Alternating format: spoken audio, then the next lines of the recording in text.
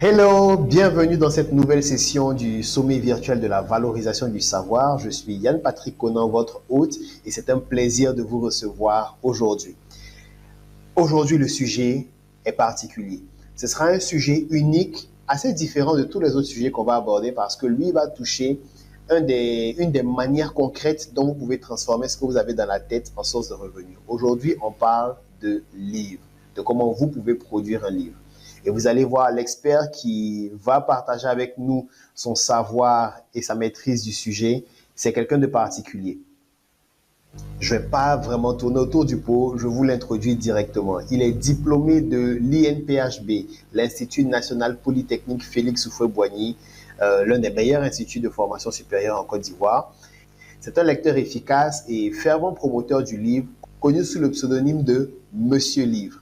Vous voyez, c'est déjà particulier. Il partage ses stratégies pour cultiver une habitude de lecture et encourage à lire mieux et à lire plus. Par ailleurs, il aide les auteurs débutants ou expérimentés à produire des livres de qualité. Et ça, c'est vraiment important. C'est avec plaisir qu'il vous accompagnera, si vous le voulez, dans la rédaction et dans l'amélioration de votre livre. Ces actions inspirent et outillent les lecteurs ainsi que les écrivains en devenir. Et vous pouvez le suivre sur les réseaux sociaux pour partager sa passion du livre et en savoir plus avec lui. Mesdames et messieurs, c'est avec plaisir que je reçois ici Mouaï Régis Conan. Régis, bonjour et bienvenue au sommet virtuel de la valorisation du savoir. Bonjour Patrick. Alors, je, je profite de l'occasion pour te dire merci déjà. Merci d'avoir accepté de te joindre à nous pour cette aventure, pour cette toute première édition du sommet. Et moi, je t'ai introduit, on va dire, avec cette biographie-là. Mais il n'y a pas mieux que toi-même pour parler de toi.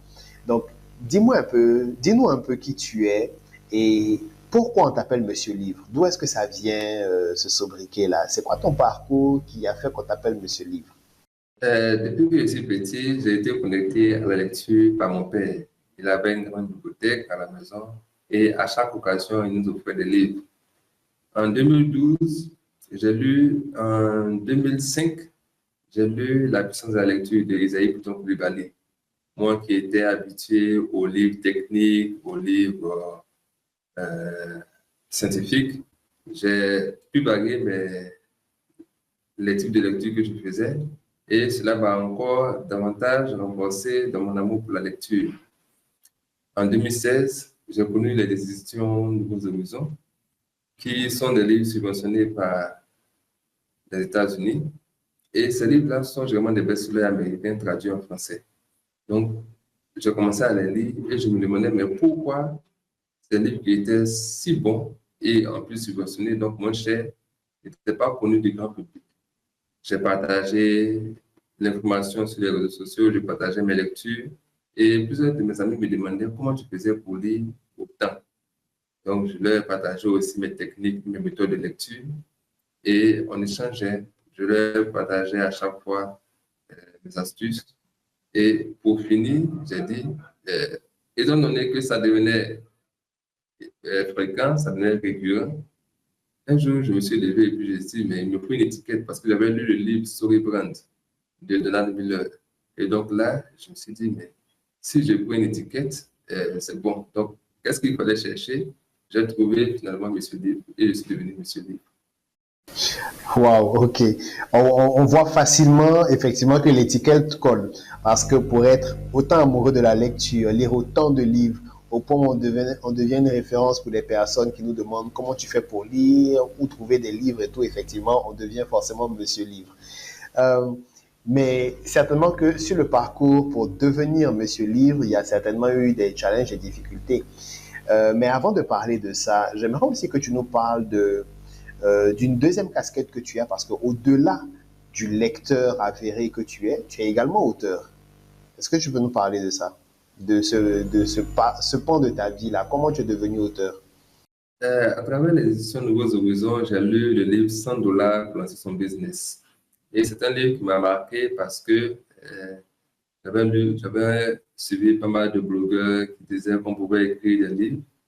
Et le livre 100 dollars pour lancer son business me permettait en fait de comprendre que tu pouvais écrire un livre et le publier tout seul.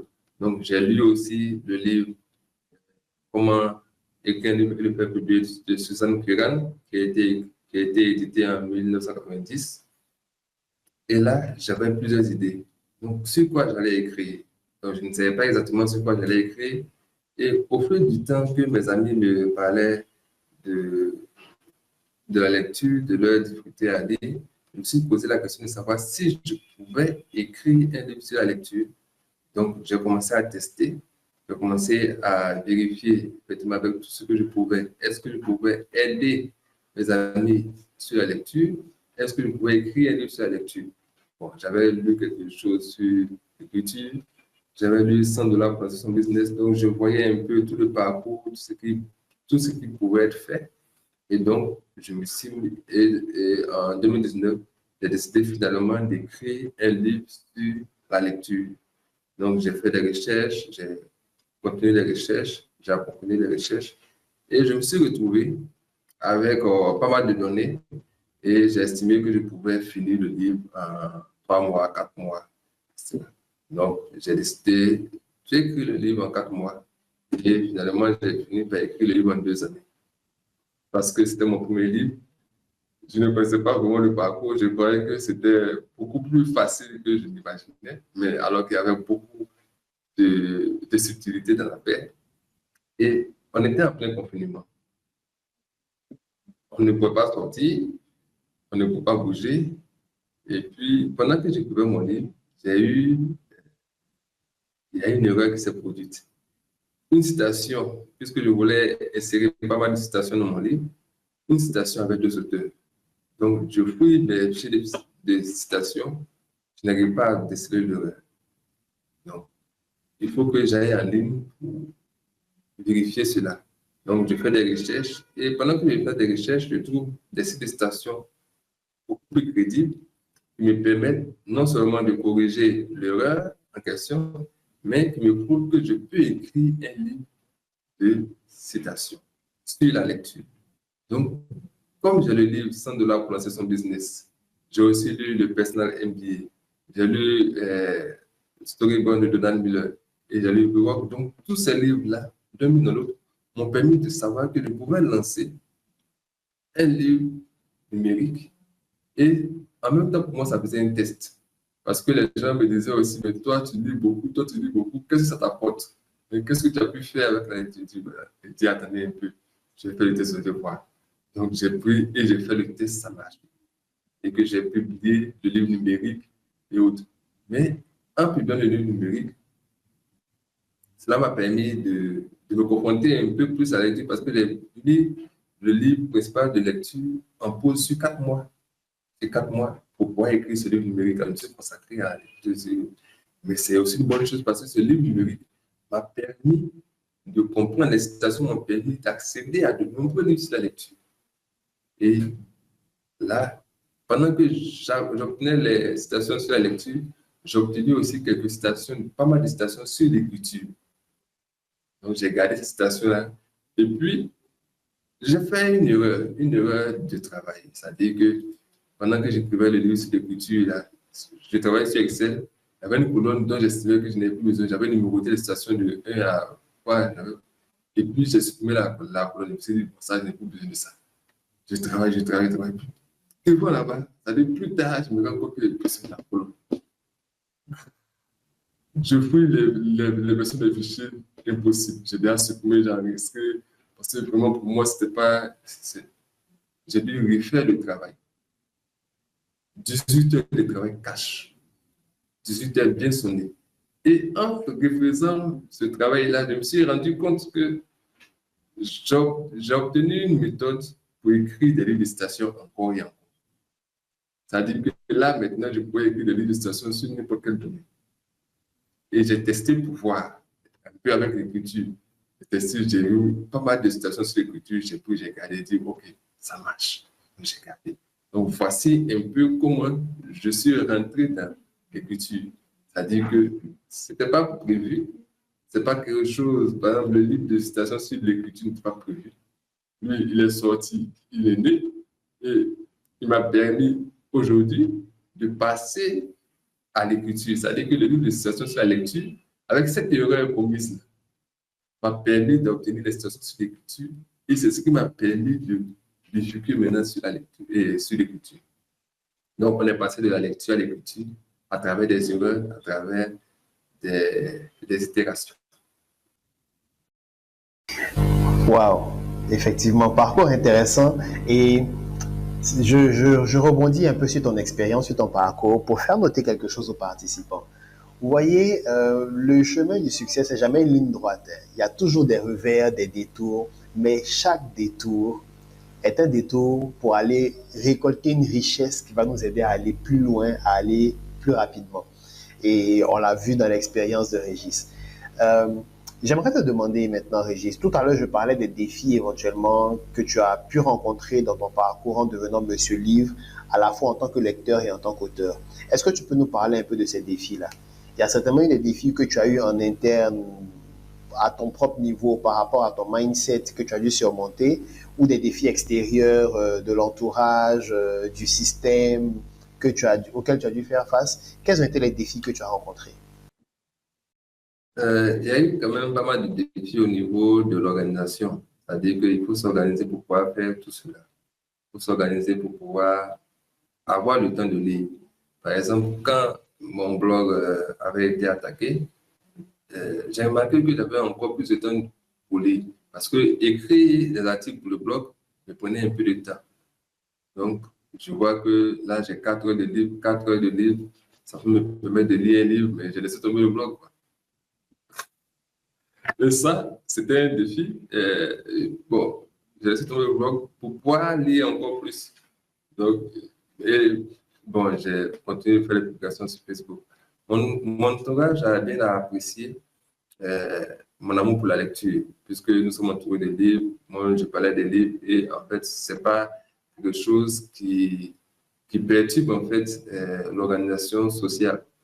Ça rentre en ligne de compte, c'est ma passion. Bon, il lit les livres, ça nous aide nous tous, il nous parle de ceci, il nous partage des informations. Donc, mon entourage a bien accueilli ma passion pour la lecture. Maintenant, pour l'écriture, ça s'est passé finalement, puisque pendant que tu lis, tu écris, donc tu faisais déjà des blogs, donc c'est une transition facile.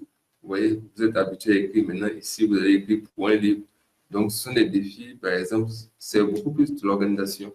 Trouver le temps de faire tout cela. Et ça demande de la discipline, surtout beaucoup de discipline. Et je n'ai pas eu beaucoup de mal à m'y mettre parce que je lis beaucoup. Quand vous lisez beaucoup déjà, il est plus facile pour vous d'écrire. Mais quand vous ne lisez pas, cela va devenir difficile. Comme j'écris sur des blogs, j'écris des articles de blog, donc en fait, c'est une continuité. Il n'y a pas vraiment eu d'accrochage. Mais c'est quand vous mettez à écrire un livre, vous vous rendez compte que ce n'est pas aussi facile, que vous devez aller apprendre encore des choses pour pouvoir maîtriser. Voici un peu les défis auxquels j'ai pu faire face.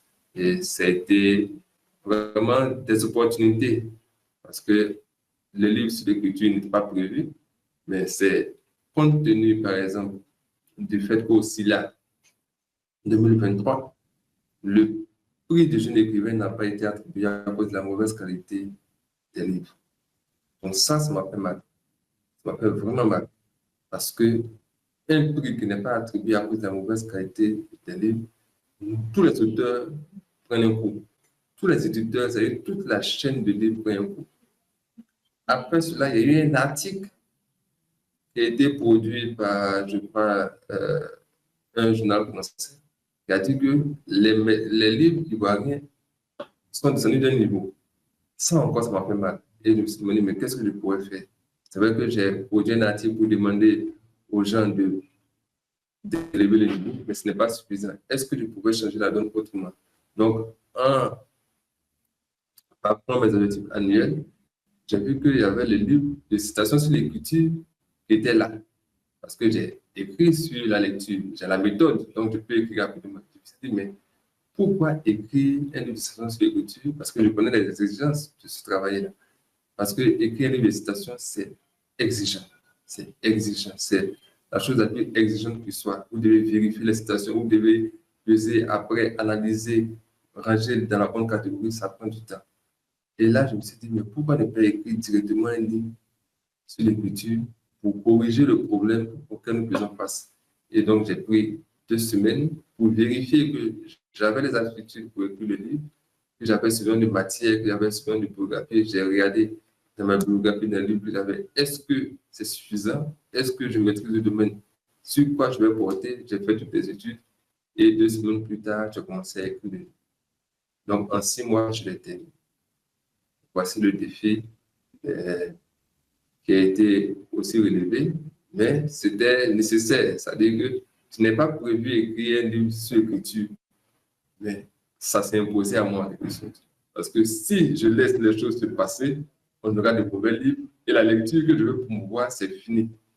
Parce que si les livres sont mauvais, plus personne ne va les lire. Donc, il faut faire quelque chose, donc il faut s'y mettre. Waouh, super. Et donc, réussir à surmonter toutes ces épreuves-là, c'est sûrement, quelque chose d'assez challengeant. Il y a beaucoup de gens, pour eux, c'est le défi de la page blanche, le syndrome de la page blanche. Qu'est-ce que je vais écrire, de quoi je vais parler? Mais je pense que dans la conférence qui va suivre, tu vas nous donner des éléments pour nous permettre justement de surmonter ça. Moi, j'ai envie de te demander, quand Monsieur Livre regarde en arrière le chemin parcouru en tant que lecteur et en tant qu'auteur, quel est le plus bel accomplissement selon Monsieur Livre? Quel est son plus bel accomplissement? Oh, pour la lecture, c'est d'avoir pu connecter pas mal de personnes libres. C'est-à-dire que les retours qui me sont faits, que j'ai grâce à toi, aujourd'hui, j'arrive à lire plus de 12 livres par an. Je me suis remis à la lecture. Les témoignages sont nombreux. Les personnes qui ont acheté mes livres sur la lecture me disent merci parce qu'ils disent que le contenu est dense, c'est riche. Après, il y a le défi de l'écriture.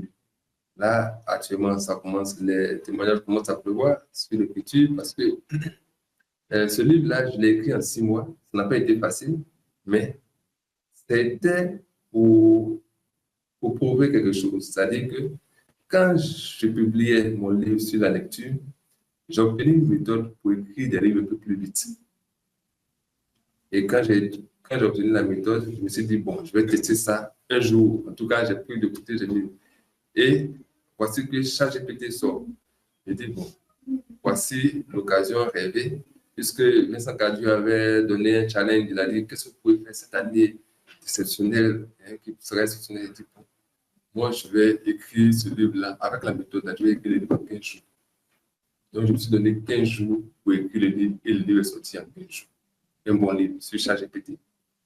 Et je l'ai mis à jour plus tard encore, 15 jours plus tard.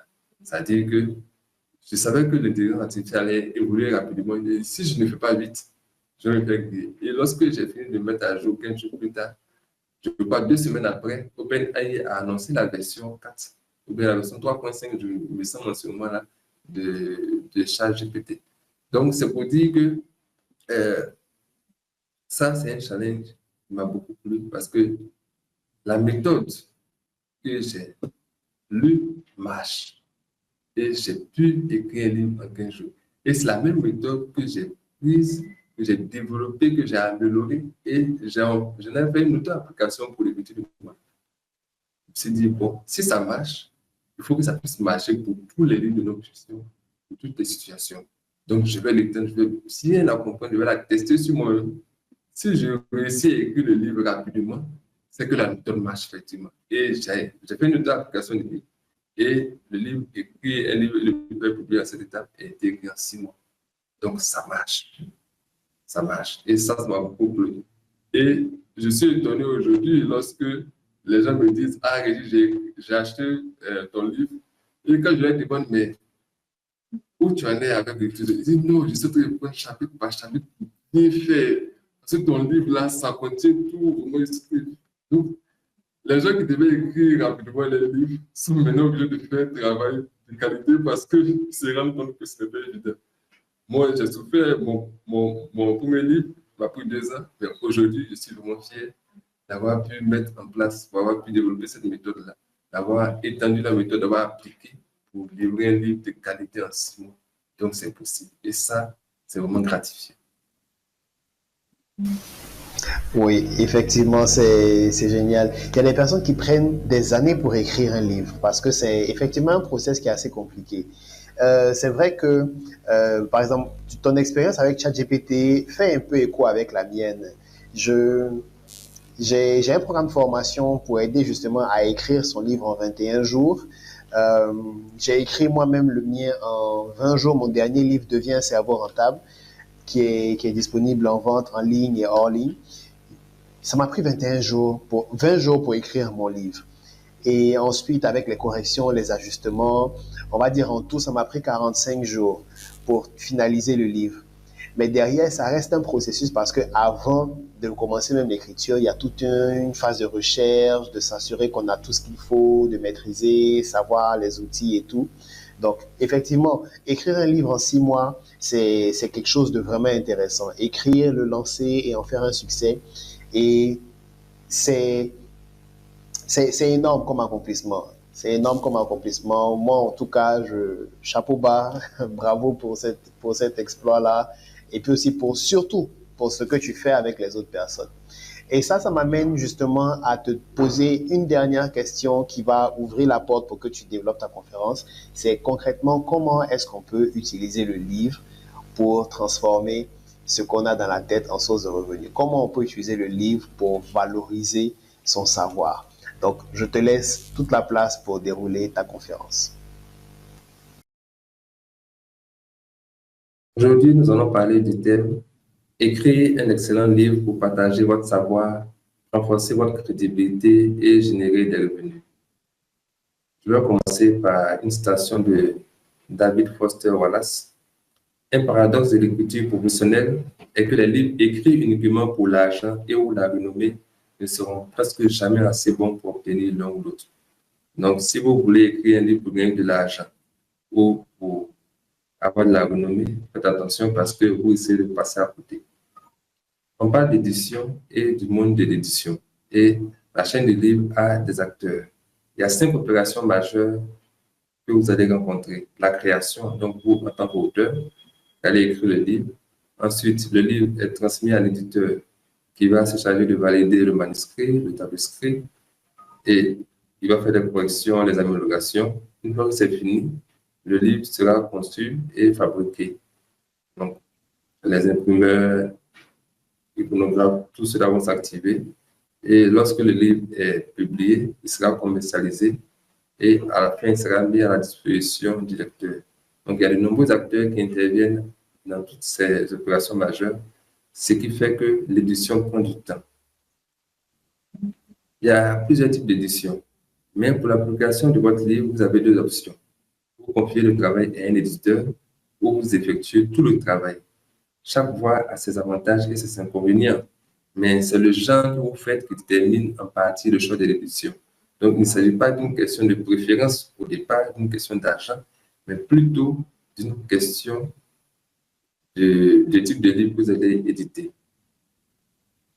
L'édition à compte d'auteur, à compte d'éditeur, par exemple, c'est l'édition classique dans laquelle l'éditeur prend un risque financier en couvrant tous les frais d'édition. Vous n'avez rien à payer, pas 5 francs. Vous écrivez votre livre, vous avez votre manuscrit, vous lui envoyez le livre. S'il est d'accord, il édite et après, vous signez un contrat et c'est tout. Et il va se charger aussi de la commercialisation. Donc, ça, c'est l'édition classique qu'on appelle édition traditionnelle que tout le monde a et on le rencontre souvent pour les livres de fiction, romans, nouvelles et autres. L'édition à compte d'auteur, c'est vous, en tant qu'auteur, qui financez la publication de votre livre. Parce que l'éditeur ne veut pas s'engager sur ce livre, il n'est pas sûr que ça va marcher, puisque c'est un homme d'affaires, il est là pour les affaires, il n'est pas là pour vos yeux. Donc, s'il n'est pas sûr que le livre va marcher en ce moment, il vous demande de passer en édition à compte d'auteur. Et c'est aussi fait pour les domaines où il n'y a pas vraiment beaucoup de lecteurs. Donc, vous allez financer tout sur la publication de votre livre. Dans l'édition à compte en demi, vous allez partager les charges. Et l'édition à la demande, il s'agit en fait de systèmes numériques qui vous permettent d'imprimer le livre à chaque fois qu'il est payé. Donc, ce sont des systèmes automatiques. Chaque fois qu'une personne paye, le livre est imprimé et il est livré au client. Et l'auto-édition, c'est l'édition qui est utilisée par toutes les personnes qui sont rejetées généralement par les éditeurs, soit ils passent à compte d'auteur, soit ils passent en auto-édition. Donc, et aussi, c'est une édition qui permet d'aller encore plus vite. Mais l'auto-édition ne signifie pas travail bâclé. Parce que la plupart des gens, lorsque les éditeurs leur demandent beaucoup plus de travail, ils veulent prendre des raccourcis en venant l'auto-édition. Non, ce n'est pas la voie pour réussir.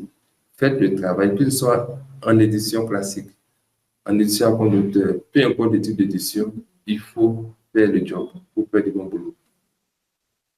Les critères de base d'édition. Lorsque vous allez transmettre votre livre à l'éditeur, en fait, il va analyser la qualité du contenu, voir si votre œuvre est originale, s'il y a un intérêt pour le sujet.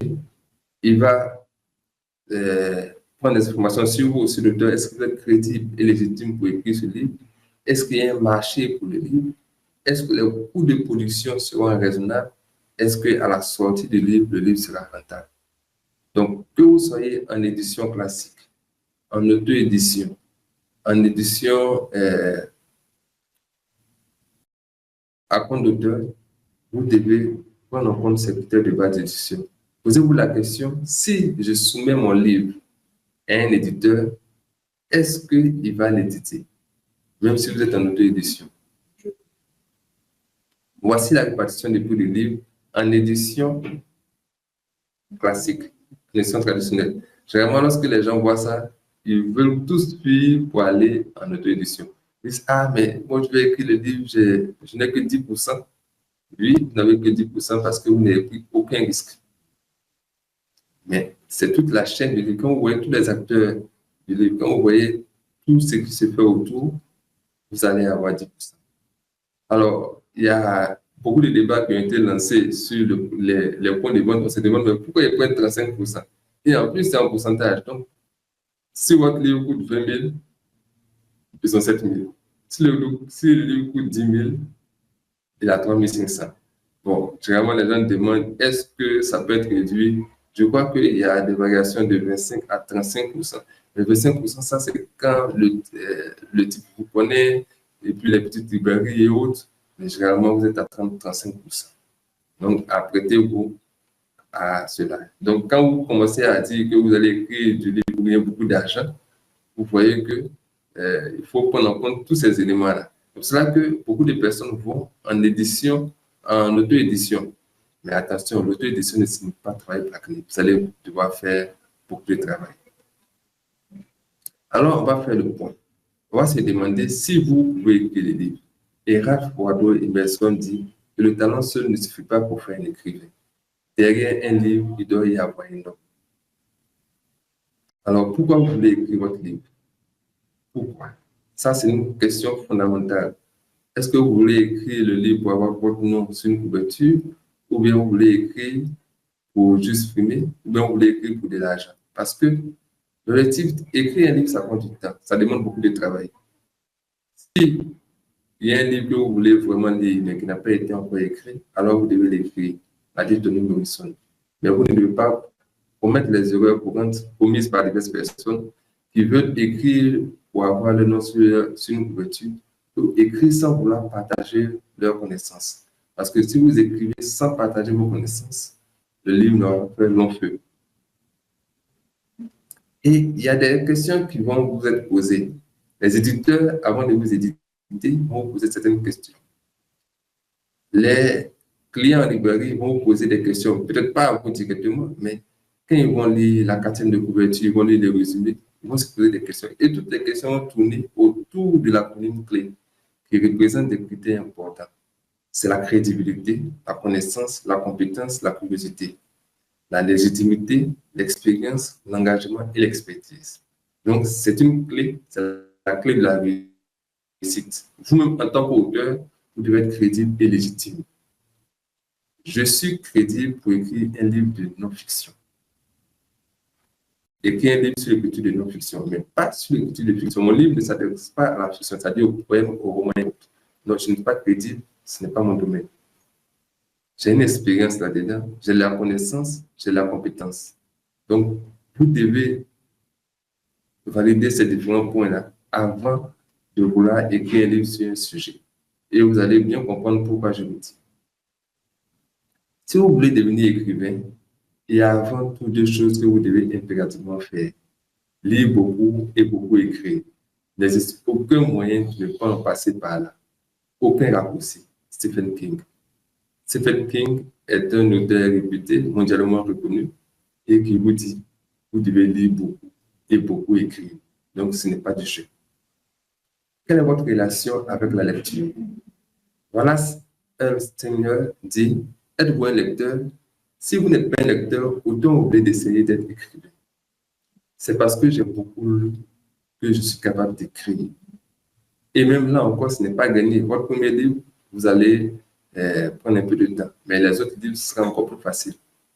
Donc, on vous dit par exemple que pour écrire sur un sujet donné, vous devez avoir lu au moins 10 livres sur le sujet. Est-ce que vous avez lu ces 10 livres sur le sujet? Oui ou non? Donc, vous devez maîtriser le sujet pour être sûr que vous n'êtes pas en train de faire du copier-coller, vous n'êtes pas en train de faire du plagiat et autres. Vous devez maîtriser le domaine. Donc, on revient encore à la clé. Oui, à la compétence, à la connaissance, à l'expertise. Votre relation avec l'écriture. La première chose à savoir sur l'écriture est qu'il s'agit d'une activité quotidienne.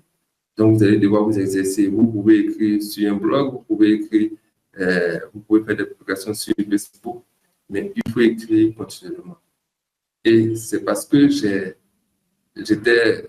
publié sur plusieurs blogs que j'arrive à écrire aussi facilement. La productivité. Oubliez d'abord l'inspiration, l'habitude est plus fiable parce que plusieurs personnes attendent l'inspiration. Non, aujourd'hui, je ne suis pas vraiment bien inspiré, j'attends un peu, je tourne, je traîne.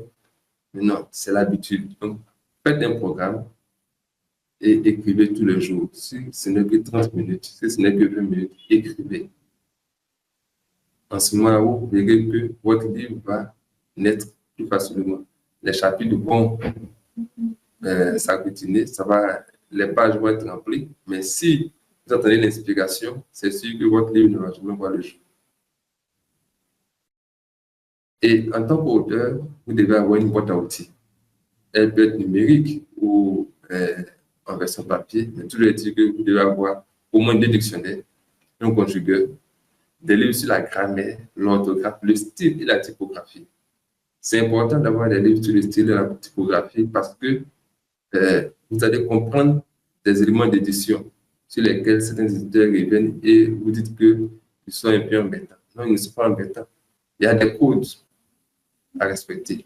Il y a des choses, il y a des règles. Donc, si vous ne connaissez pas, votre livre va pas passer à côté. Les gens, quand ils vont le découvrir, ils vont sentir que ça coince. Vous devez lire des livres sur la lecture, sur l'écriture, sur le marketing, la vente, la communication et l'oratoire. Là, vous serez face à un public pour les dédicaces. Vous allez faire peut-être des prestations. Actuellement, je donne une conférence. Donc, sur l'oratoire, sur la communication, vous ne pouvez pas dire que, ah oui, moi j'ai écrit mon livre, je vais me cacher. Non, vous allez devoir sortir. Si vous vous cachez, les ventes aussi de votre livre vont se cacher. Donc, vous devez sortir. Vous allez avoir aussi besoin des articles de papeterie, crayons, gomme et autres, et du matériel connecté à Internet qui va abriter différents logiciels. Si vous n'établissez pas une liste de priorités des routines saines, alors la télévision, les informations, la nourriture, l'alcool et les mauvaises fréquentations n'hésiteront pas à dévorer tout votre temps. Bien des personnes font fortune en vous déconcentrant à votre détriment. Donald Miller. Vous devez consacrer du temps à l'écoute de votre livre. Oubliez la télévision, oubliez les réseaux sociaux. Asseyez-vous et travaillez sérieusement. Écrire un livre en 6 mois, ce n'est pas facile. Écrire un livre en 1 an, ce n'est pas facile. Même avec les outils d'intelligence artificielle. Et je vais vous expliquer pourquoi. La préparation et la planification. Il est tellement plus facile de faire des projets de livres que d'écrire des livres, cher Tony. Je suis sûr que beaucoup parmi vous ont des idées de livres, des projets de livres. Ah oui, je vais écrire ceci, je vais faire comme ci. Mais quand il s'agit d'écrire les livres, bon, on ne vous voit plus parce qu'il va falloir vous préparer et planifier cela sérieusement. D'abord, il y a les sujets. Pour produire un livre puissant, vous devez choisir un thème puissant. Si vous écrivez sur les ours polaires, il n'y a pas beaucoup de personnes qui vont acheter votre livre. Ça, vous pouvez être sûr. Donc, il y a des sujets qui ont une abondance de contenu. Et il va falloir vérifier que vous pouvez écrire en différenciant les choses. Donc, s'il n'y a pas de différenciation, les gens ne vont pas acheter votre livre, ils vont dire, mais ça, c'est déjà vu. C'est pour cela qu'il faut avoir lu 10 livres sur le sujet pour comprendre, pour voir quel sera votre angle d'approche. Et ensuite, vous allez pouvoir déterminer est-ce qu'il y a un public pour votre sujet en tenant compte de votre différenciation. Donc, ce public-là, savoir pour qui écrire, c'est savoir comment écrire Virginia Woolf. Donc, vous avez deux manières d'écrire votre livre. Soit vous connaissez les besoins du public et vous écrivez le livre pour qu'il corresponde à ses besoins. Soit vous ignorez les attentes du public et vous faites et vous espérez que le livre va marcher lorsqu'il sortira. Je peux vous assurer que si vous ignorez les attentes du public, vous allez courir à la catastrophe. Ça, faites des sondages, partagez des informations pour pouvoir prendre en compte les besoins du public et cela serait intégré au livre. Parce que sans retour de lecture, il n'y a pas véritablement de vente. Le support. Quels seront les différents supports de votre livre? Version papier, version numérique, version audio. En fonction de ce que vous allez déterminer, le contenu du livre sera orienté. Si vous voulez que votre livre soit en version audio, ça veut signifier que vous allez réduire les images, réduire les tableaux. Si vous voulez qu'il soit en version papier, vous pouvez tout mettre. Mais en version audio, il y aura certains éléments que vous n'allez pas beaucoup mettre dans votre livre pour qu'ils puissent passer en version audio. Après, vous allez élaborer le titre et le sous-titre. Par exemple, Médecine électrique de Donna Eden et David Feinstein a pour sous-titre Éveiller le cerveau. Storyboard de Donald Miller a deux sous-titres, par exemple. Le premier sous-titre était Scénariser votre marque et faites-vous entendre. Et le second, c'est cette clé de storytelling. Donc, on peut voir les deux couvertures avec les deux sous-titres. Et puis, ils ont changé le design et autres, c'est-à-dire ils ont rendu le design un peu plus précis. Parce que là, c'est vrai que ça s'adressait aux marques, en fait. Scénariser votre marque et faites-vous entendre. Or, le livre ne s'adresse pas uniquement aux marques. Mais quand on a lu comme ça, on pense qu'il faut forcément avoir une marque avant de lire les livres. Donc, ils ont clarifié le sous-titre pour que tout le monde puisse être concerné par le livre. Vous devez collecter des informations. Donc, la crédibilité d'un livre tient en grande partie à sa documentation. Et les 10 livres que vous avez lus sur le sujet constituent déjà la base, mais ce n'est pas tout que vous allez lire sur des sujets connexes. Et pour toutes ces informations à recueillir, il y a la cartographie heuristique. J'aimerais parler de mind mapping. Donc, vous allez faire des arbres pour voir en fait comment les différents sujets sont interreliés, comment les différents chapitres sont interreliés. Donc, déjà, vous allez commencer à glaner des informations et à faire des petits schémas comme ça pour voir un peu la logique de ce que vous allez écrire. Il y a aussi le tableau d'enquête qu'on voit souvent dans les séries policières, c'est-à-dire qu'il y a un tableau où les enquêteurs mettent tout, des photos, des noms, des mots, et ils relient les éléments avec des codes, des flèches et autres. On met des points d'interrogation. On cherche en fait à résoudre des puzzles. Donc, vous allez effectuer votre tableau d'enquête. Chaque fois que vous allez avoir des informations bien précises, vous allez les mettre sur votre tableau d'enquête et au fur et à mesure, ça va se clarifier. Et David Acol explique que toute personne qui se trouve en situation d'apprentissage passe par un cycle de 4 phases. Et pour pouvoir bien comprendre ces 4 phases, on se pose 4 questions. Pourquoi, quoi, comment et si. En classe, vous verrez des personnes qui, lorsque le professeur explique les choses, ils veulent savoir toujours le pourquoi. C'est-à-dire l'histoire, ils sont dans vraiment l'historique et autres. Il y a d'autres, c'est le quoi. Ils nous expliquent correctement comment ça marche. C'est-à-dire qu'est-ce qui est fait, les concepts et autres. Il y a d'autres, c'est le comment. eux, ils ont besoin d'exercices pour comprendre. Exercices, pratiques, études de cas, ils comprennent. Et puis, pendant que vous êtes en train de faire des exercices, pendant que d'autres commencent à aller plus loin, ils disent, mais monsieur le professeur, est-ce qu'on ne peut pas faire ceci, est-ce qu'on ne peut pas faire cela? Et tout le monde se tourne vers lui pour dire, mon frère, pardon. Il ne faut pas qu'on nous donne une interrogation là-dessus, il faut nous laisser ici. Donc, vous avez ces 4 types d'apprenants. Mais lorsque vous écrivez un livre, les 4 types d'apprenants vont lire votre livre. Donc, vous devez un peu parcourir tous ces éléments-là pour ne pas que certaines personnes soient délaissées. C'est pour cela que les retours de lecture sont importants. Vous entendez dire certaines personnes, ah non, ce livre-là, moi, ça ne m'a pas plu. Parce qu'en fait, lui, il est orienté peut-être sur le pourquoi, le quoi, et l'auteur a beaucoup plus parlé du comment et du et si. Donc, vous devez prendre en compte tous ces types d'apprenants dans votre livre. C'est ce qui va faire que votre livre sera un best-seller. Si vous survolez, si vous négligez certains éléments, vous vous débarrassez d'une partie de votre lectorat. Élaboration du plan. André Miller a dit qu'il n'y a pas de plan va à la dérive et perd son temps. Le plan d'un livre est fondamental. Donc, à partir du plan, on va voir la table des matières, donc on voit généralement le sommet, la table des matières, et vous allez élaborer le plan d'une manière très tactique. Donc, vous avez, par exemple, le titre, et puis ensuite, vous avez des titres secondaires sous les titres, au fur et à mesure, jusqu'à ce que vous puissiez épuiser le sujet. Donc, on parle de points principaux, de points secondaires, et on les remplit. Les points secondaires seront enrichis de définitions, de modèles, de tendances, d'analyses, d'hypothèses, d'approches, en fait, tout ce que vous voulez, d'arguments, de preuves, de stratégies, de techniques, de méthodes, de données, de statistiques, d'exemples, d'expériences, de résultats de recherche, de questionnaires, de listes, de schémas, de photographies, d'anecdotes, de témoignages. C'est vraiment tout cela qui va faire la richesse de votre livre. Quand vous n'avez lu que 2 livres, comment vous pourrez enrichir votre livre? Ça va poser problème et les lecteurs vont le sentir. Donc, vous devez avoir beaucoup de balayer tout cela. Tout ne sera pas adapté à votre livre, forcément, parce que les livres de non-fiction, il y a des biographies, il y a des manuels, il y a des guides, mais forcément, en tenant compte des styles d'apprentissage de Acol, vous devez parcourir certains éléments. Il y a certains éléments qui sont indispensables dans votre livre. Et si vous les ratez, vous ratez le livre.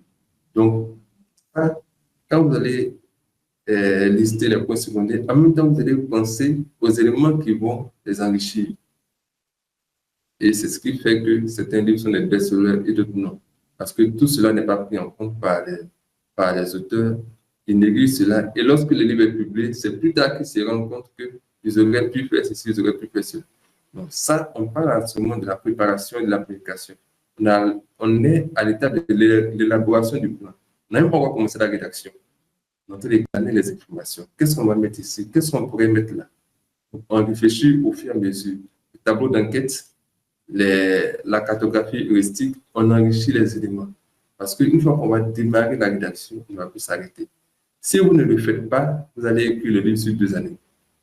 Si vous procédez ainsi, vous allez écrire le livre en 6 mois.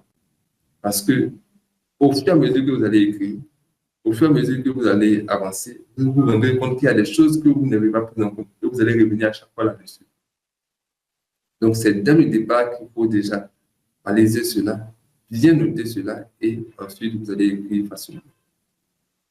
Écrire un livre est un travail de recherche et d'écriture, de conversation, de débat, puis d'affinage et d'écriture. Un travail nourri de toutes les émotions, toutes. Simon Sinek. Donc, vous voyez un peu tout le travail qu'il y a à faire pour que votre livre devienne un livre de référence. Maintenant que vous avez glané toutes les informations, vous allez passer à la rédaction. Mais sachez une chose, on a toujours un meilleur livre dans la tête que celui que l'on parvient à coucher sur le papier. Michael Cunningham. Rassurez-vous, ça nous arrive nous tous. Vous avez des belles idées, vous sentez les phrases, c'est bien cohérent. Et puis dès que vous voulez vous mettre à écrire et puis à saisir, ça coince. Ça, on l'a tous vécu, on le vit tous. Ne vous en faites pas, nous sommes tous passés par là. Donc, vous allez devoir enfiler la cape. Et la cape, je l'ai intitulée ainsi pour parler de clarté, d'authenticité, de persuasion et d'évidence. Donc, votre livre doit être clair. Vous savez, quand vous êtes en classe, vous posez la question à l'enseignant lorsque vous ne comprenez pas. Lorsqu'il y a un formateur, vous lui posez la question. Mais lorsque la personne prend votre livre et va le lire, vous n'êtes pas là pour répondre à ces questions. Donc, vous devez être aussi clair que possible. Vous devez être authentique, vous devez être persuasif.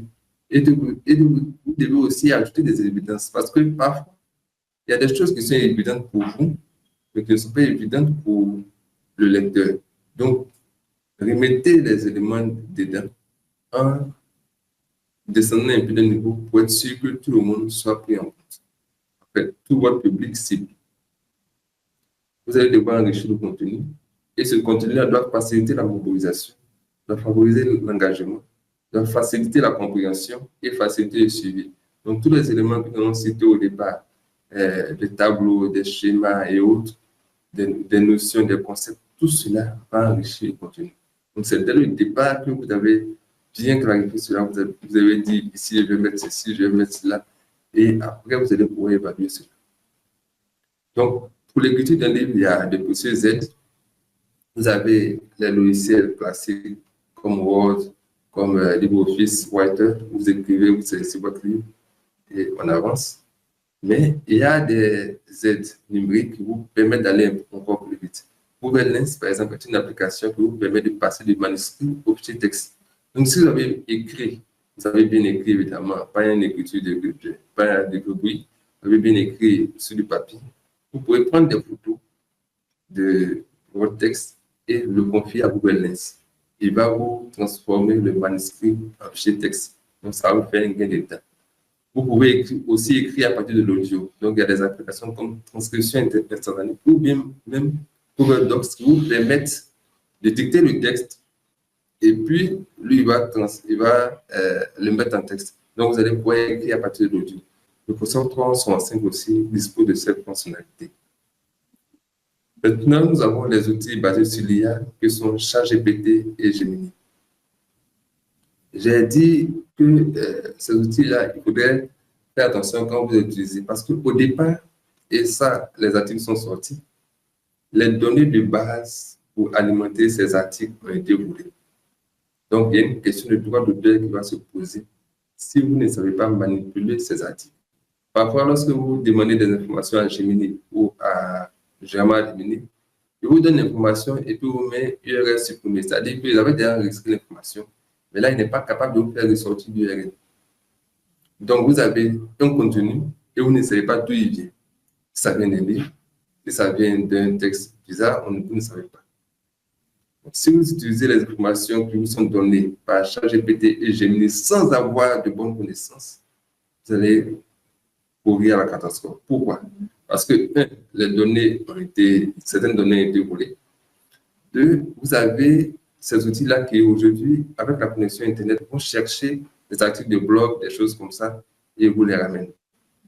On sait tous qu'il y a des rédacteurs d'articles qui, parfois, ne font pas un travail sérieux, c'est-à-dire qu'il faut un peu de copier-coller à gauche, à droite. Donc, il y a une source primaire, et puis les gens vont rafistoler, ils vont copier-coller, et après, Gemini ou ChatGPT va prendre ces informations-là pour les récupérer.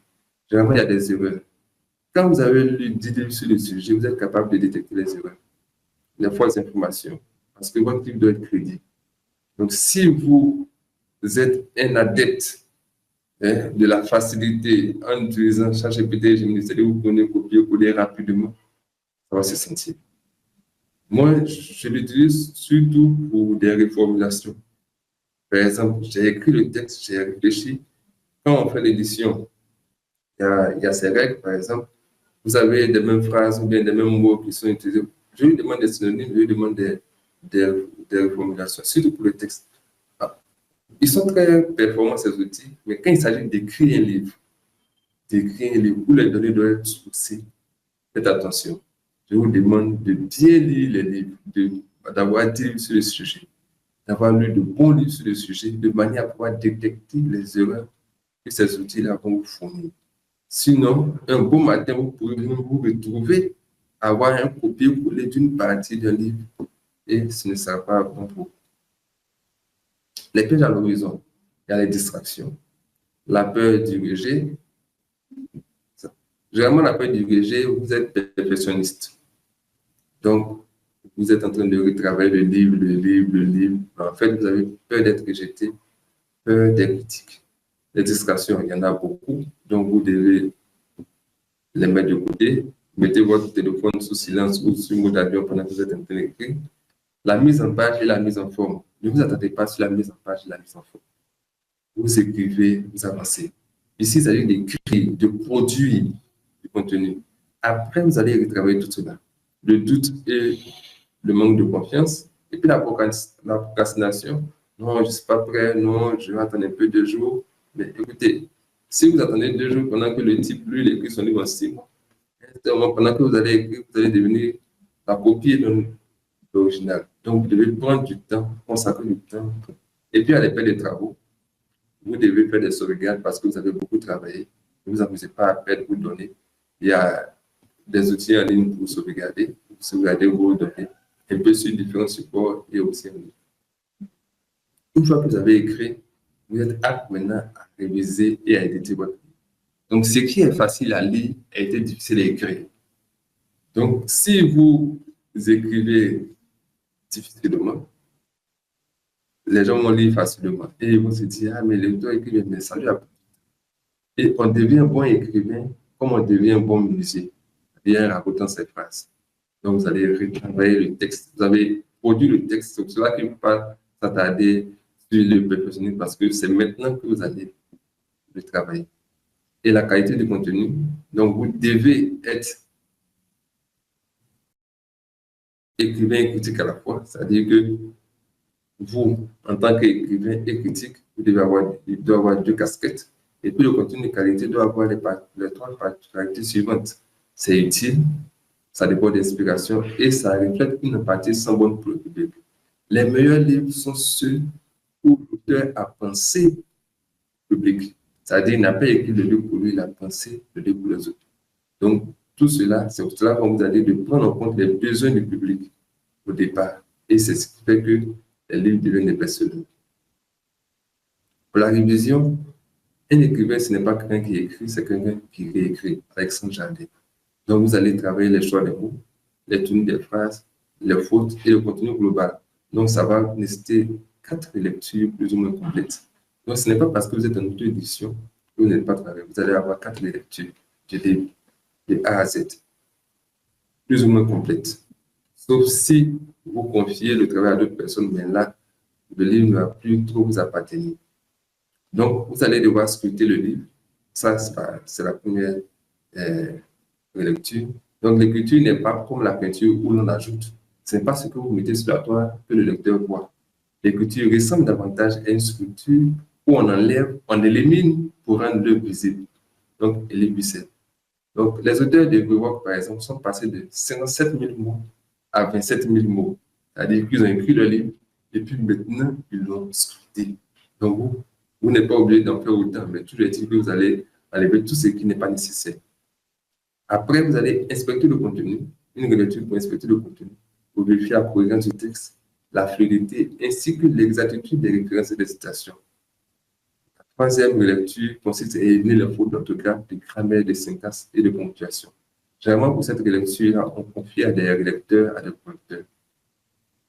Et il y a une relecture que je fais souvent qui est très importante, qui est la révision audio.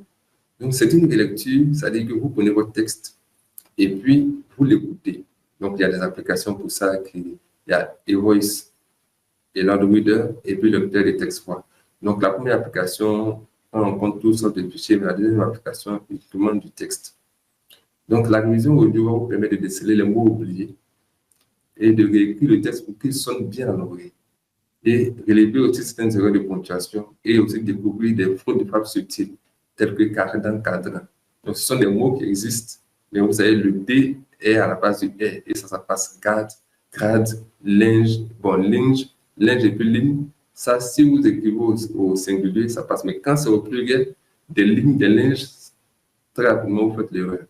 Donc, ici, par exemple, vous avez une capture du livre de eVoice et LandReader où j'écoute le texte, je pense là pour corriger le texte. Donc, vous devez forcément écouter votre texte. C'est là que vous allez réviser. Vous allez sentir que ça sonne mal, donc vous devez réécrire. Donc, c'est pour cela qu'au départ, il ne faut pas se presser pour procrastiner, dire non, je vais retoucher. À la fin, vous allez venir faire ce travail. Et puis après, il y a la mise en page et la mise en forme. Donc, quand vous avez fini de tout corriger, maintenant vous faites la mise en page et la mise en forme. Je précise que la mise en page va peut-être, si vous êtes en auto-édition, il y aura des éléments de mise en page ou de mise en forme qui vont nécessiter quelques petites réécritures. Mais quand vous êtes en édition classique, vous avez envoyé tout ça là, vous ne faites pas. Ça, c'est pour ceux qui sont en auto-édition surtout. Vous allez devoir faire tout le travail. C'est tout ce travail-là que l'éditeur fait pour vous donne 10%. Et puis vous dites que c'est petit. Mais c'est tout ce. Ça veut dire que quand vous rentrez, quand vous le faites, vous dites ah, vraiment, c'est du travail. Et après, vous allez finaliser l'œuvre. Vous avez écrit, vous avez corrigé, vous avez finalisé. Mais attention, Jean de La Fontaine dit un auteur gâte tout et il peut trop bien faire. Et ça, il faudrait tout faire pour ne pas gâter. Parce qu'au fur et à mesure d'avancer, il ne faut pas revenir encore sur le travail. Sinon, votre livre va prendre 2 ans. Vous allez devoir évaluer le livre. C'est-à-dire que vous-même, vous avez écrit le livre. Et vous allez vous mettre à la place de l'éditeur, à la place d'un éditeur. Vous allez évaluer la cohérence, la qualité, la présentation. Vous allez parcourir tout le livre comme si vous étiez un éditeur. C'est-à-dire, on vous dit, vous devez financer cette œuvre-là. Qu'est-ce que vous en dites? Donc, vous allez être critique envers vous-même pour rendre le livre encore plus agréable à lire. Et après, vous allez faire une relecture finale. Donc, la relecture finale, si Karl Raymond Popper dit qu'aucun livre ne peut jamais être terminé, en y travaillant, nous apprenons juste assez pour le trouver immature dès que nous nous en détournons. Prenez un livre, vous le laissez une semaine, vous venez relire, il y a toujours des choses que vous allez corriger dedans. Toujours. Donc, la dernière relecture impose une pause, une prise de recul afin d'aborder le tapuscrit avec un regard. C'est-à-dire qu'avant de faire cette relecture finale, vous déposez le livre, vous faites 2 semaines, vous faites autre chose durant 2 semaines, 3 semaines. Vous venez relire pour faire une relecture finale, pour corriger les derniers éléments. Et une fois que c'est fait, vous allez maintenant passer à la phase de publication. Donc, pour ceux qui sont Stephen King dit que si on veut être publié à tout prix, bon, on saute l'étape de la recherche d'argent et de l'aide d'éditeur et on s'adresse directement à un spécialiste d'édition à compte d'auteur. Bon, vous aurez au moins 100 000 de quelque chose pour votre argent. Donc, ça veut dire que quelque part, vous devez bien travailler. Sinon, votre livre ne sera pas aussi réputant. Dans la publication, c'est là maintenant qu'on va travailler sur la couverture. Donc, c'est fini. On travaille sur la couverture et on va rédiger quelques autres éléments comme les éléments de la 4e de couverture et autres. Mais il y a un logiciel que j'aime bien, c'est Inkscape, qui vous permet de faire la couverture des livres, les illustrations, les coups de barre. Par exemple, c'est un logiciel que j'utilise souvent, et j'ai réalisé toutes les couvertures de mes livres avec Inkscape. Pour mon dernier livre sur l'écriture, comme ce n'est pas en auto-édition, donc j'ai fait j'ai fait une esquisse. J'ai compilé des images et j'ai dit à l'éditeur, voici un peu ce que je veux comme élément pour la couverture. Il a transmis mon esquisse à l'infographiste. Le type ne s'est pas fatigué. Il a pris mon image, j'étais général à l'aide de l'IA. Il a juste mis le titre que il m'a ramené. J'étais tellement fâché. Je dis, mais attends, toi, on t'envoie quelque chose pour comme élément de base. C'est-à-dire, on te dit, bon, voici un peu ce à quoi je veux que le musique. Et puis tu me ramènes mon affaire. Donc, j'ai dit, OK. On continuait à chercher un autre infographiste. Et lorsque j'ai vu un auteur sur un abonné de tuteur qui a partagé, je crois, un prompt pour les outils d'intelligence artificielle qui génèrent des images. Il a partagé un prompt qui permettait de faire pour avoir des images d'illustration. Donc, j'ai testé et j'ai vu que ça marchait. J'ai pris cette image, j'ai généré plusieurs images, j'ai cherché des images créées. J'ai téléchargé l'image, j'ai retravaillé avec Inkscape. Et puis, à ce moment, je vois que bon, ça peut aller quoi. Donc, j'ai demandé à l'éditeur est-ce que ça a construit. Il dit oui, ça va. Et donc, fini. Donc, si vous avez une script, vous allez faire de belles illustrations pour votre livre. La couverture des livres répond à un codé. Donc, ce n'est pas parce qu'on a dit que on peut générer des choses avec l'intelligence artificielle et puis, bon, on bricole rapidement. Ben non. Les couvertures des livres sont capitales parce que c'est le premier élément que le client voit, que le lecteur voit. Donc, ça, c'est parce que nous, on était coincés et on a vu que ça pourrait passer, on l'a fait. Mais ne vous amusez pas à bricoler vous-même la couverture des livres, confiez-la à un professionnel. Mais pour les illustrations, vous pouvez utiliser toutes les illustrations, par exemple, la cartographie heuristique. Ce que je vous ai montré pour le tableau dans lequel je l'ai fait avec une script et ça passe à merveille. L'impression du livre. Tout ce que vous avez fait sera rendu grâce à l'impression du livre. Donc, l'imprimeur est un élément clé de l'affaire. On ne le voit pas souvent, mais c'est lui qui détient tout votre travail. Vous avez travaillé pendant 2 ans. Si vous avez un livre de mauvaise qualité, vous avez 2 années de travail perdu. Donc, on va parler du coup de la mauvaise qualité. Et je vais vous prendre l'exemple des médecins. Des médecins, on va l'appeler Charles, qui soignent chaque jour, disons, 10 malades. Donc, avec 250 jours ouvrés dans l'année, ça fait 2500 personnes. Si 8 années, il aura consulté 20 000 patients. Et puis, le 1er janvier de la 9e année, il fait une erreur médicale et le patient meurt. Les 20 000 patients qu'il a soignés depuis tout ce temps-là seront oubliés. Donc, quand l'imprimeur va vous dire, ah oui, c'est bon, ça, on peut passer là-dessus. Non, non, non. Vous avez travaillé sur ce mot. Chaque livre est un ambassadeur pour vous. Vous ne savez pas qui va lire ce livre. Donc, chaque livre doit être bien imprimé. Confier le travail à des imprimeurs et non à des gens qui font de l'impression de documents. Il y a des imprimeurs assermentés, il y a des imprimeurs qui sont là pour ça. C'est un métier assez délicat. Il y a des gens qui font plein d'impressions de livres, ils montrent des choses là. Faites attention parce qu'avec la montée de l'auto-édition, plusieurs imprimeurs qui s'occupaient des gadgets sont venus se lancer dans l'impression des livres. Donc, évitez-les surtout parce que vous devez choisir quelqu'un qui maîtrise la chose pour vous donner un bon rendu.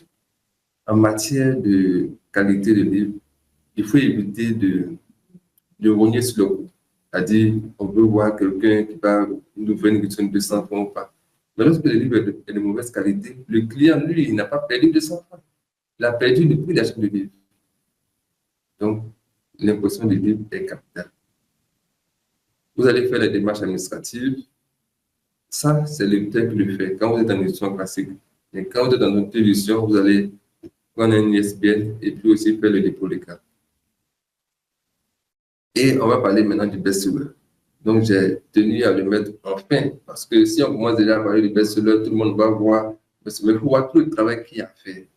Donc, il y a des sujets vendeurs, mais un livre doit faire autorité pour continuer à se vendre année après année. Il n'y a pas de raccourci pour acquérir l'autorité. Il vous faut une connaissance étendue et approfondie de votre domaine. Il faut pratiquer des recherches exhaustives et rédiger soigneusement. Suzanne Piran.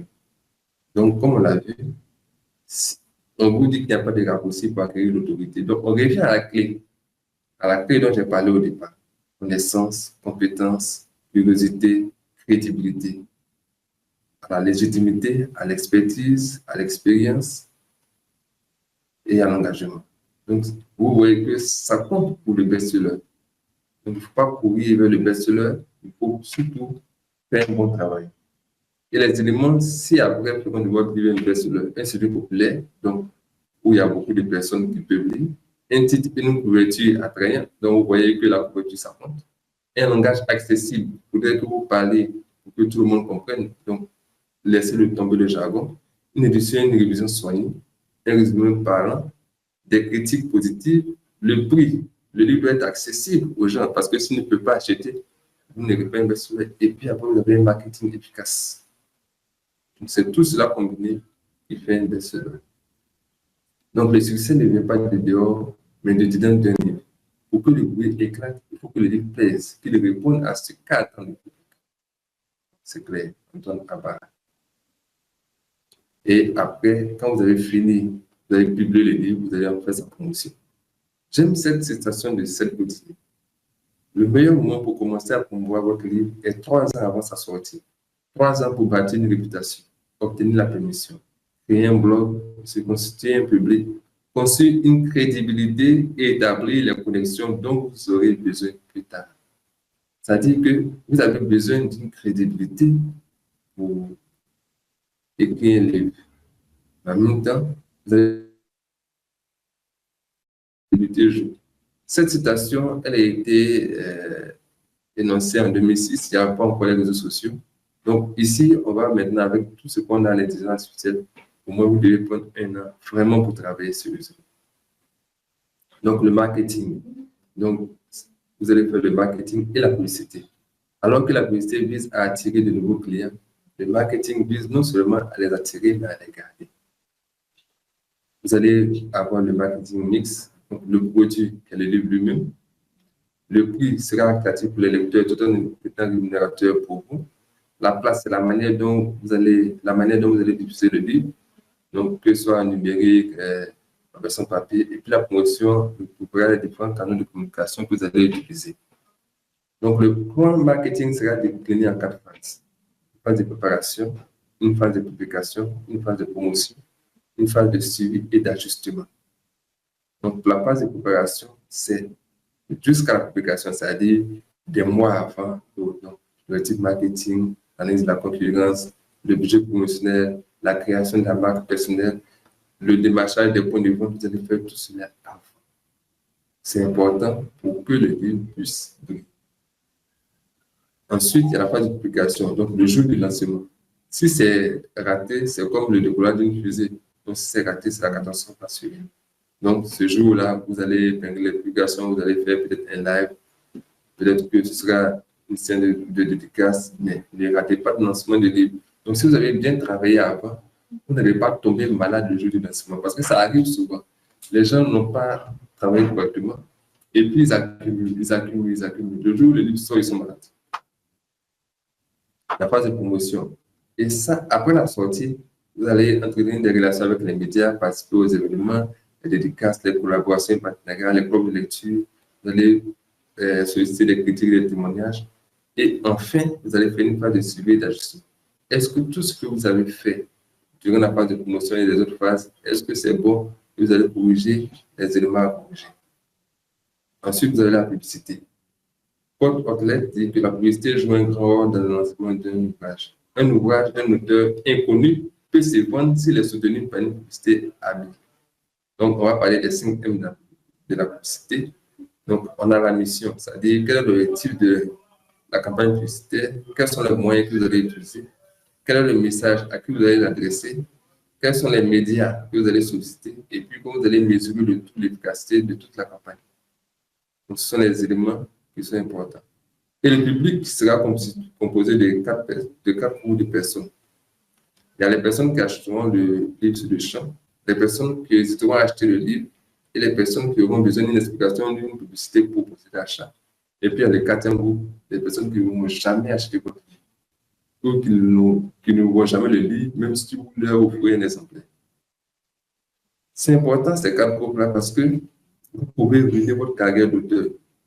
Et là, je m'adresse à tous les nouveaux auteurs qui viennent.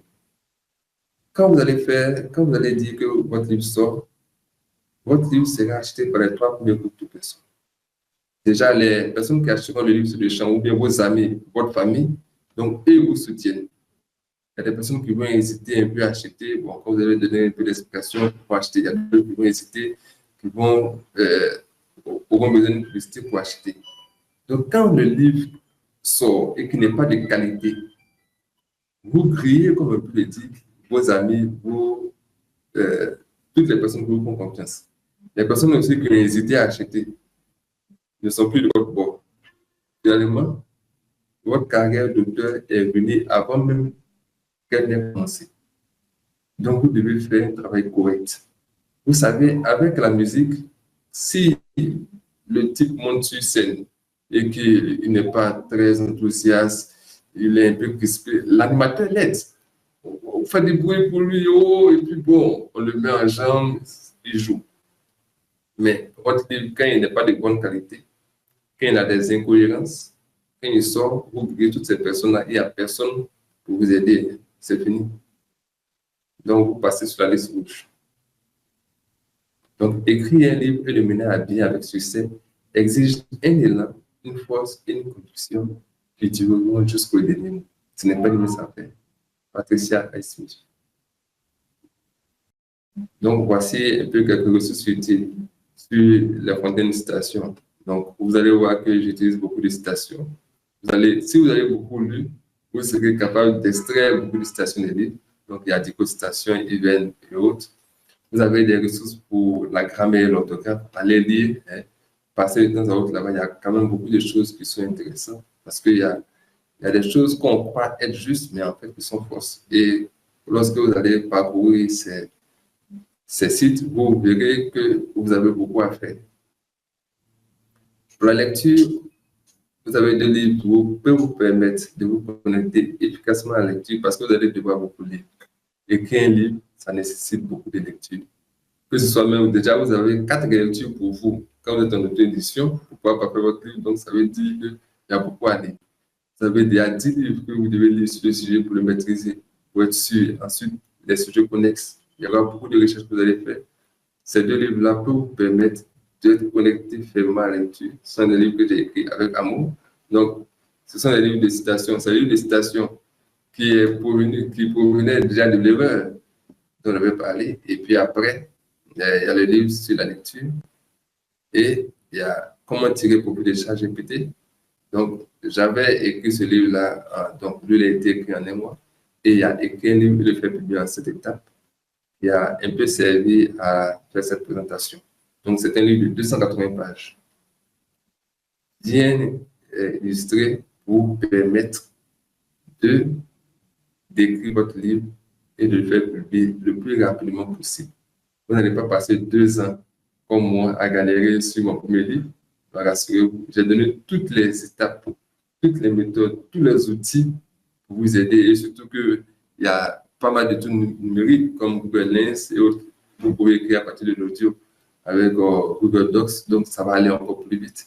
Mais pour la révision et les autres éléments, vous allez devoir travailler. Donc, normalement, en un an, si vous avez bien travaillé, votre livre doit pouvoir sortir en un an. Parce que vous allez prendre, par exemple, chaque jour, 1 heure, par exemple, de temps pour écrire votre livre. Chaque jour, et puis le samedi, dimanche, vous faites un peu de révision, ça peut vous revoir tout ce que vous avez écrit. Donc, ces livres sont disponibles à la librairie Vie d'Impact. Vous pouvez les avoir aussi dans notre librairie. C'est un peu ce que j'avais à vous dire. Donc, retenez que si vous voulez écrire un bon livre, un vrai livre, vous achetez mon livre. Si vous voulez faire de la plaisanterie, évitez de prendre mon livre. C'est paradoxal, mais je vous le dis. Parce que la plupart des gens vont utiliser ils vont acheter mon livre, ils ne vont pas bien le lire, ils vont aller faire des blocages, et puis ils vont dire, oh, et lorsque le livre va sortir, ils vont dire, ah oui, j'ai utilisé le livre de registre. Non, le livre de registre ne peut pas vous permettre de faire un vrai livre. Ça, ce n'est pas possible. C'est un livre que j'ai écrit pour permettre aux gens d'écrire de merveilleux livres. Parce que écrire un livre, c'est long. Les lecteurs ont besoin de lire du bon livre. Donc, je vous remercie de m'avoir écouté et on se dit à la prochaine. Wow, super. Merci beaucoup pour cette masterclass, j'ai envie de dire, sur l'écriture et la publication de livres. C'est vraiment génial. Il y a énormément de choses que tu as partagées et je pense que non seulement moi, mais toutes les personnes qui participent à ce sommet vont apprendre énormément en ce qui concerne l'écriture et la publication de leurs livres. Alors, rapidement, on va passer aux questions. Il y a quelques questions ici. Je pense que j'aurais bien pu les mettre même directement à l'écran, mais c'est pas bien grave.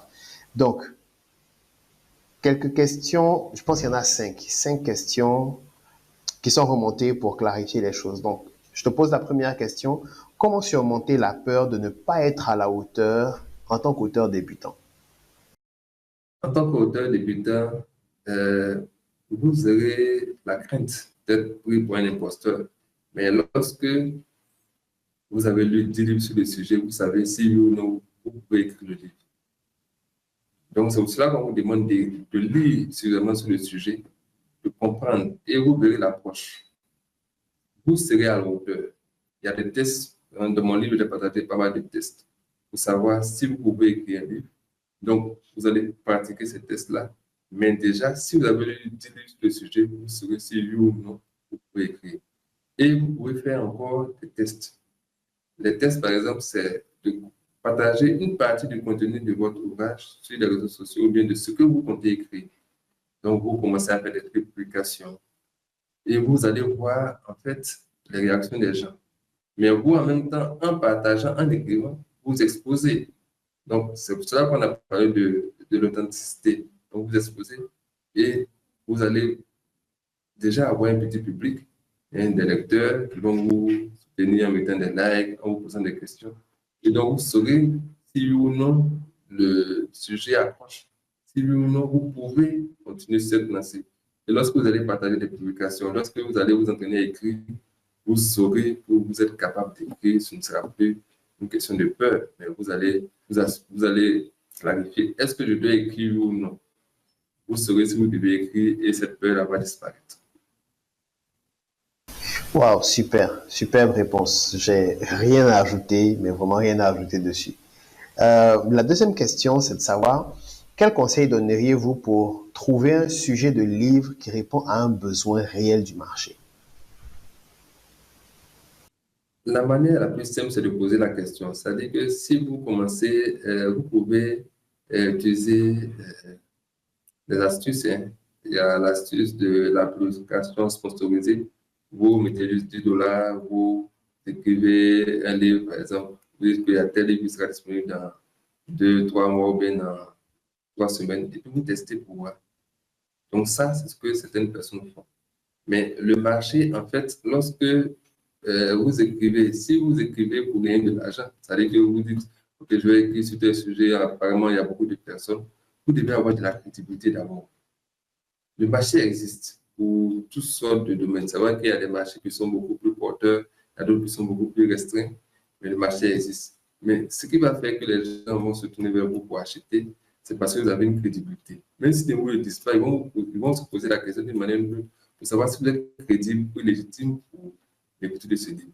C'est cela que vous avez plusieurs livres qui sortent, et puis vous passez, vous prenez, vous regardez l'auteur, vous regardez son parcours, etc. Vous parcourez la tête de matière. En fait, vous êtes en train de vous poser la question, est-ce que ce livre-là m'est adressé? Donc, ce marché-là, il ne faut pas courir vers l'argent, il ne faut pas te dire qu'il y a un marché, parce qu'en réalité, ce sont les retours de lecture, et ça, j'ai oublié de le dire, ce sont les retours de lecture qui font les best-sellers. Ce sont les retours de lecture qui font les best-sellers. Sans retour de lecture, vous n'avez pas de best-seller. Ça, c'est impossible. Donc, ce sont les retours de lecture qui font que le livre continue de se vendre année après année. Que ce soit Père riche, Père pauvre, que ce soit tous les livres que vous connaissez. Il ne faut pas de publicité. Mais ce sont les retours de lecture qui font que ces livres sont encore d'actualité, sont encore présents dans la tête des gens. Mais si vous n'avez pas de retour de lecture, si vous n'avez pas bien travaillé dès le départ, vous allez courir sur le marché. Vous dites, ah oui, bon, c'est vrai, il y a un marché, ce livre-là, si je le fais, ça va marcher. Mais après, vous allez vous casser la tête. Même si il y a le marché, est-ce que vous avez la crédibilité? Est-ce que vous avez la légitimité? Et après, vous allez faire tout le travail qu'il faut pour que le livre puisse trouver les lecteurs sur le marché. Donc, en un mot, c'est le travail.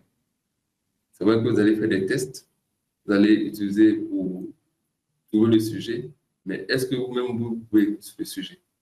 Ne savez pas de survoler, ne savez pas d'aller copier les choses sur ChatGPT, comme je vous l'ai dit. Il fournit beaucoup d'erreurs. Pour preuve, j'ai demandé la dernière fois des citations, ainsi que les livres qui sont associés à ces citations-là. C'est-à-dire que je voulais avoir des citations. Je vais donner des citations qui sont pas justes, et puis le nom de l'auteur est faux. C'est-à-dire que ce n'est pas l'auteur là qui a dit cela. Ou bien il associe le livre et le nom de l'auteur à un livre et ça ne coïncide pas. Donc, parfois, même, ce sont les trois mêmes qui sont faux. Mais bon, si quelqu'un n'a pas lu, il ne sait pas. Moi, comme j'ai lu, j'ai pu détecter des choses et dit non, attention, ça, il y a un problème là, ça, il y a un problème là. Mais quelqu'un qui n'a pas lu, il va prendre des informations qui sont fausses. Et le marché qu'il voulait conquérir, là, c'est fini. Parce qu'il n'y aura pas de retour de lecture. Les premiers qui vont acheter vont dire, oh, attention, ça là, c'est pas bon. Et gare à vous si vous avez un retour négatif sur une plateforme comme un consommateur avec un bonus, c'est fini. Votre carrière est fichue. Donc, évitez d'aller écrire sur un sujet que vous ne maîtrisez pas parce qu'on vous a dit qu'il y a l'argent là-bas. Non, évitez cela pour ne pas avoir de problème. Écrivez sur les sujets que vous maîtrisez. Vous pouvez prendre un an aujourd'hui pour maîtriser un sujet, c'est-à-dire que pour apprendre un sujet, vous achetez les livres, vous lisez, vous expérimentez. Et lorsque vous avez la maîtrise, vous écrivez. Parce que ce qui va faire que les premiers acheteurs vont venir, comme je l'ai dit, vous avez partagé des publications, ils vous font confiance en fait. Donc, il y a une question de confiance, de crédibilité. Et ce sont ceux-là qui sont les premiers acheteurs. Donc, si vous n'avez pas publié sur le sujet, c'est-à-dire que vous êtes caché, comme on le dit, comme on a dit qu'il y a de l'argent, vous êtes rentré dans le bois sacré, comme on aime le dire, vous avez écrit rapidement, et puis, vous sortez. Et puis tout le monde s'est dit, mais lui, il vient d'où? Tout le monde s'étonne. Tout le monde s'étonne. Mais tu viens d'où? Ah non, j'ai écrit sur mais tu viens d'où? On ne te connaît pas. Donc, les gens ne vont pas acheter ton livre. Donc, il y a le marché, mais on ne te connaît pas. Et voilà la catastrophe. Donc, évitez de regarder l'argent. Et la citation de David Foster, voilà, au départ, on a dit, quand vous écrivez pour avoir de l'argent ou de la renommée, généralement, vous n'avez ni l'un ni l'autre. Donc, faites attention. Ok, effectivement, la question de l'argent, c'est vrai qu'on parle, pour se sommet de la valorisation du savoir, c'est vrai qu'on parle de monétiser son savoir, monétiser ses connaissances, ses expériences, mais il y a une chose qui est importante, non seulement dont tu parles, Régis, mais également dont tous les autres auteurs parlent, c'est le fait de ne pas courir après l'argent. Et c'est vraiment important. C'est vrai qu'on va utiliser notre savoir, écrire des livres, créer des produits d'information, les commercialiser, mais on ne doit pas avoir en tête l'argent. Je veux gagner de l'argent, je veux faire de l'argent. Il faut surtout avoir en tête la valeur qu'on apporte, la richesse qu'on apporte. Et c'est dans cette richesse-là, en fait, qu'on va retirer de l'argent. C'est de cette richesse-là qu'on va retirer de l'argent. Pas du fait d'écrire un livre, de créer une formation, ce genre de truc. C'est vraiment la valeur qu'on apporte qui va satisfaire les personnes en face et les encourager justement à nous payer, à acheter nos livres, à acheter nos services et tout ça. Donc, c'est vraiment juste et je pense en même temps que tu as répondu à une des questions, mais je la pose quand même juste pour voir si tu as des compléments d'information. Comment promouvoir efficacement son livre une fois qu'il est publié pour en faire une source de revenus rentable? Euh, Quand on revient à la station de cette godine, il faut déjà commencer. C'est-à-dire que la promotion du livre, ce n'est pas au moment de la sortie. Ce n'est pas, c'est peut-être un an. Vous êtes actif, vous êtes connu, vous participez aux événements et autres. Parce qu'en fait, vous allez donner et c'est maintenant que vous allez recevoir. Mais si vous sortez, si vous attendez le jour du lancement, ou bien peut-être 2 semaines après, et 2 semaines avant, pour commencer à faire du bruit, les gens ne vont pas vous suivre. Donc, vous allez beau faire, mais ça ne va pas marcher parce qu'on ne vous connaît pas. La crédibilité joue. C'est vrai que vous allez pouvoir, vous allez faire des publications, vous allez faire du sponsoring, des choses comme ça au départ, mais les premiers acheteurs vont regarder. C'est-à-dire que vous serez obligé de continuer à faire ce sponsoring-là. Et une fois qu'une personne dit, écoutez, j'achète le livre, là, ce n'est pas bon, bien, ce n'est pas vraiment consistant, ce n'est pas, les informations ne sont pas riches, vous perdez tout parce que vous avez voulu possibiliter les choses. Donc, c'est bien avant qu'il faut commencer à promouvoir le livre. Bien avant. C'est-à-dire qu'avec, vous allez tester en fait pour savoir si le livre sera bien accueilli par le public. Ça va être des publications. Ça paraît banal, mais ce sont des publications qui permettent de vérifier que le livre sera accueilli par le public. Vous allez avoir des retours, vous allez même faire des corrections sur votre livre. Une chose qui m'est arrivée, c'est que un jour, j'ai posé la question de savoir si tu as un problème de lecture, mais si tu n'arrives pas à lire, tu lis par pointe. Il y a près de 240 personnes qui ont pointé. C'est-à-dire que j'ai dit, si tu n'arrives pas à lire, tu lis par un pointe. Il y a 240 personnes qui ont pointé. Et vous savez quoi? Je suis rentré dans les inbox de 240 personnes parce que je veux avoir les besoins du public. Je veux savoir exactement qu'est-ce que les gens. Et tout cela aujourd'hui a permis à mon livre d'être bien écrit. Et ces personnes-là, quand le livre est sorti, il y a plusieurs personnes qui sont allées acheter. Mais si je n'avais pas fait ça, tu attends, tu ne pas des gens, quand les gens posent leurs questions, tu dis non, attendez, hein, le livre va sortir, je viens. Mais la promotion, c'est bien avant. C'est-à-dire que comment ça a aidé les gens et au fur et à mesure, même s'ils n'achètent pas, ils vont au moins relayer l'information, ils vont passer l'information. Mais tu n'as pas aidé les gens, tu ne connais pas leurs besoins. Tu as inventé, c'est-à-dire que tu as estimé que voici ce qu'ils ont, voici ce dont ils ont besoin. Quand tu es dans la promotion, après, tu vas beaucoup dépenser pour la promotion, pour peu de résultats. Et venir dire que l'entrepreneuriat est difficile, que le culture du livre est difficile, alors que tu n'as pas fait ce qu'il fallait faire dès le départ. Donc, voici ce qu'il faut éviter. Donc, si vous voulez être sûr de bien faire les choses, déjà, assurez-vous d'écouter les conseils de ceux qui s'y connaissent, qui sont passés dans le domaine. Donc, par rapport au livre, écoutez les conseils de Monsieur Livre, mais par-dessus tout, assurez-vous de bien faire les choses. Je dis souvent que le résultat qu'on obtient dépend du process ensuite. Si le processus est bon, le résultat sera bon. Mais si le processus est mauvais, s'il est bâclé, s'il est mal exécuté, ou bien si on saute des étapes, si on brûle des étapes, forcément on se retrouve avec un résultat avec le résultat dont on n'a pas envie. Je pense qu'il y a encore une question, ça va un peu dans le même sens, mais celle-là, elle est intéressante. Comment transformer un livre en un levier pour développer d'autres activités, on va dire, lucratives, comme des conférences ou des formations? Généralement, écrire un livre va vous demander beaucoup de recherches et autres. Donc, quand vous allez écrire, si vous travaillez sérieusement, vous allez écrire et vous allez obtenir beaucoup d'informations. C'est pour cela que la plupart des auteurs, ils écrivent un livre, ça peut prendre pendant 3 années. Et puis les autres livres, vous voyez que c'est encore plus raccourci. C'est-à-dire le temps d'édition est raccourci. Parce qu'en fait, ils ont déjà fait des recherches et c'est plus facile pour eux. La plupart des conférenciers et des formateurs, généralement, sont aussi auteurs. Pourquoi? Parce qu'auau cours de la formation, il obtient des informations qui lui permettent d'écrire un livre. Lorsqu'il écrit le livre, par exemple, il y a des lecteurs qui peuvent lui poser des questions et peuvent prendre des parties, par exemple, pour en faire des formations. Donc, lorsque vous avez écrit un livre, il est plus facile de prendre des parties du livre pour faire des formations et des conférences. Quand vous faites des conférences, vous avez encore besoin d'emmagasiner beaucoup de choses parce qu'écrire un livre, c'est beaucoup de recherche. Une conférence, c'est un peu moins exigeant qu'une formation qui est aussi beaucoup moins exigeante qu'écrire un livre. Parce qu'avec la formation, quand vous êtes en face de la personne va, si ce n'est pas clair, la personne pose la question, vous répondez, vous pouvez lui dire, bon, demain, je te donne la réponse et autres. Avec un livre, vous devez clarifier tout cela dès maintenant. Donc, ça prend du temps d'écrire un livre. C'est pour cela que certaines personnes, qu'est-ce qu'elles font? Elles ne font pas l'inverse, c'est-à-dire elles ne prennent pas le livre pour aller faire des formations. Elles commencent d'abord par les formations. Pour voir, là, c'est un peu moins exigeant. Par les conférences, c'est un peu moins exigeant.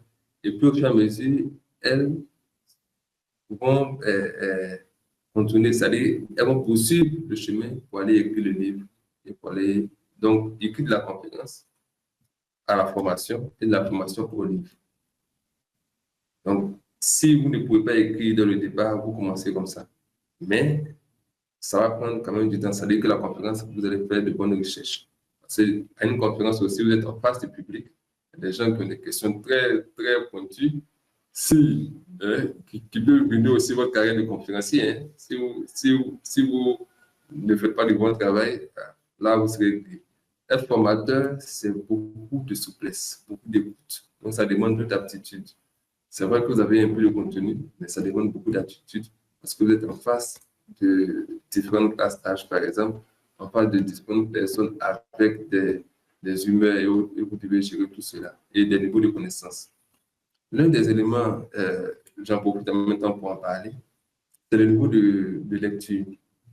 C'est-à-dire que moi, je suis ingénieur et quand j'écris mon livre, je m'adresse par exemple, soit par exemple, au niveau bac plus 5, par exemple. Et dans un livre, l'auteur s'adresse toujours à un niveau de lecture. Quand vous faites une formation, vous connaissez plus ou moins le niveau d'études des personnes que vous formez. Quand ce sont des formations en entreprise et autres, ou bien on a toujours le niveau d'études qu'on maîtrise. Mais pour un livre, on ne sait pas qui va lire le livre. Donc, l'auteur aussi écrit le livre pour un certain niveau de connaissance. Donc, ça, quand vous allez prendre un livre pour passer en conférence, en formation, faites attention à ce passage-là.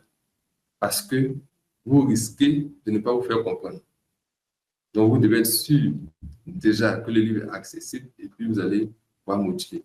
Donc, vous pouvez toujours prendre des parties. Mais quand vous avez bien travaillé, des idées viennent. Quand vous avez bien travaillé dans l'écriture du livre, vous allez voir que quand vous allez écrire un livre, vous allez avoir deux autres idées de livres qui vont naître. Par exemple, j'ai corrigé le livre d'une dame tout dernièrement. Et ça m'a permis, moi, de penser à l'amélioration de mon livre de citation. Et j'ai même pensé à une autre chose. C'est-à-dire que là, finalement, j'ai l'idée d'améliorer mon livre de citation, que j'avais publié cela. Mais en plus, j'ai une autre idée. Donc, ça fait deux idées. Donc, ne serait-ce qu'en corrigeant le livre et autres, je peux avoir cette idée. Et je suis capable de le faire parce que j'ai bien travaillé.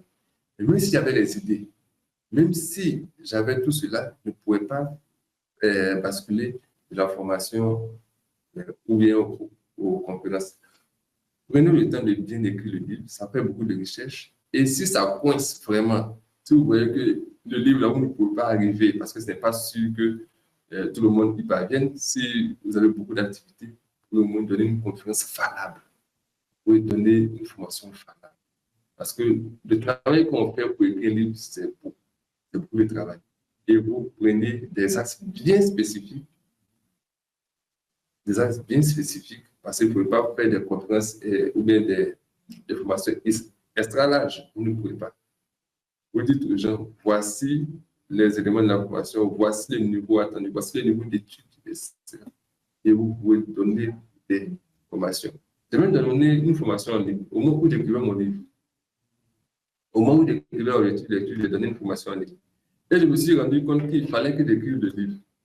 C'est-à-dire que la formation m'a permis de confirmer que ce que j'étais en train de faire était bien et qu'il fallait nécessairement écrire parce que tout ce que je pouvais donner ne pouvait pas être diffusé en ligne en 4 heures de temps. Ce n'était pas facile. Pour les gens d'absorber, il fallait un livre qu'ils allaient pouvoir faire après. Donc, vous voyez que j'écris un livre, je fais une formation et puis la formation me permet d'améliorer mon livre. Donc, vous pouvez aussi le faire. Donc, ça va vous permettre de vous encourager aussi. C'est-à-dire que quand vous allez faire la formation et que vous allez avoir des retours, ça va vous permettre d'améliorer votre livre et puis, bon, vous allez faire les bien en même temps. Et vous savez quoi faire. Moi, je suis formateur, j'ai fait une formation de formateur. Donc, je peux basculer facilement. Mais si vous n'êtes pas formateur, on ne se lève pas comme ça pour les former. Il y a une différence entre former et puis aller parler aux gens et puis aller montrer aux gens. Ah, il y a une différence. Il faut être formateur. Donc, si vous ne l'avez pas fait, partez donner une petite conférence, aider, hein, il y a des conférences bénévoles et autres. Vous testez en fait des éléments de votre vie, vous savez si ça passe. Et puis, au fur et à mesure, ça vous fait connaître, ça vous donne la crédibilité, la légitimité. Le jour où vous êtes votre on dit, ah oui, c'est lui là. Il parlait beaucoup, enfin, maintenant, la personne se dit, alors achetez. Mais vous vous cachez en disant que vous connaissez trop, vous n'avez pas testé ce que vous avez expérimenté. Et puis, le jour que vous allez sortir, bon, même si vous prenez des éléments pour aller faire la formation, c'est deux personnes qui vont venir. C'est une personne qui va venir. Et puis après, vous allez dire encore que l'entraînement ne marche pas, c'est difficile, alors que vous n'avez pas fait ce qu'il fallait faire. Il y a un process, comme vous l'avez dit, il y a un process. Donc, il faut suivre le process pour que le résultat soit bon. C'est ce que j'avais à ajouter. Super, super. Merci beaucoup, Régis.